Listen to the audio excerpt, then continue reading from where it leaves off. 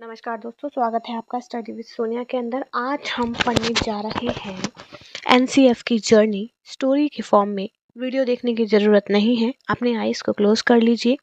जो कहानी मैं आपको बताने जा रही हूँ जस्ट उस पर इमेजिन कीजिए और जो वर्ड्स पर मैं जोर डालने जा रही हूँ बस उसे याद रखिए। तो चलिए शुरू करते हैं। एक बहुत बड़ा कमरा है। इस कमरे का नाम है कोठारी कमीशन। इस कमीशन के अंदर 64 लोग बैठे हुए हैं। 64 लोग इस कमीशन के अंदर बैठे हुए हैं। 1964 में आई थी कोठारी कमीशन। अब इन्होंने सबने मिलकर के सोचा कि इन्हें एक बस खरीदनी है।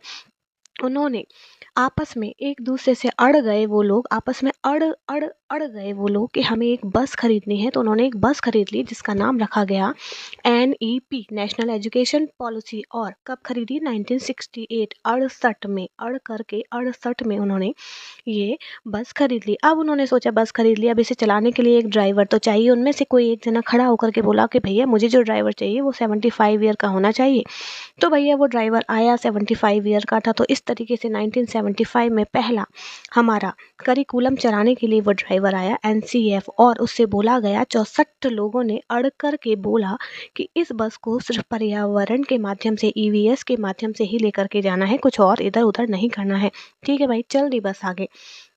अब थोड़ा वक्त निकला, उनमें से कोई आकर के बोला कि आप लोगों ने छी बहुत अय्याशी कर ली, छी बहुत अय्याशी कर ली, तो अब मैं नई बस खरीदूंगा। छी तुमने बहुत अय्याशी कर ली। तो 1986 छियासी 1986 1986 के अंदर एक नई बस खरीदी गई जिसका नाम रखा गया 19 नेशनल एजुकेशन पॉलिसी, जो 1986 से 1986 के अंदर आई थी। अब इसको चलाने के लिए भी दूसरा ड्राइवर चाहिए था।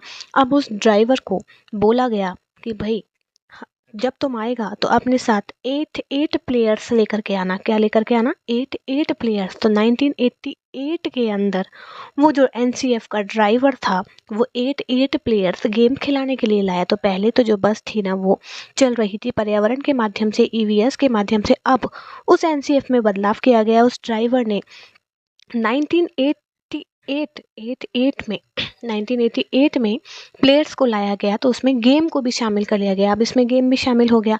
अब वो बस आराम से चल रही थी, किसी को कोई दिक्कत नहीं थी। अचानक से दिमाग में पता नहीं क्या सूझा और बोला कि अब हमें और नई बस खरीदनी है।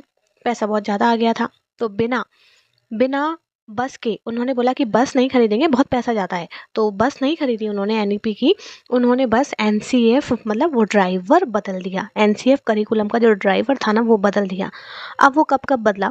2000 में उन्होंने उस ड्राइवर को बदल दिया। कुछ ज़्यादा चेंजेस नहीं हुए, लेकिन उस ड्राइवर को बदल दिया गया। अब वो ड्राइवर बदल गया, लेकिन उस ड्राइवर को बदलने के बाद में तुरंत आ गए मिस्टर यशपाल जी। उन्होंने बोला कि हटो हटो, मुझे तुम लोगों की ज़रूरत नहीं है। अब मैं एक नया क्या लेकर के आऊँगा?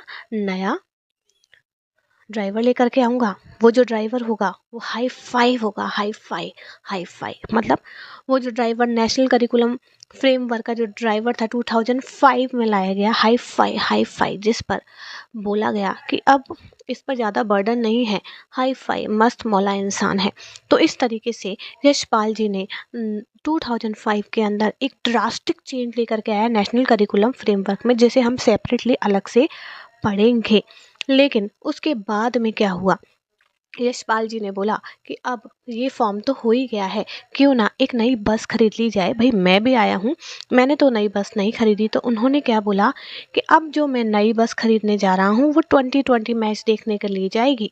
कहाँ जाएगी? 2020 मैच देखने के लिए जाएगी।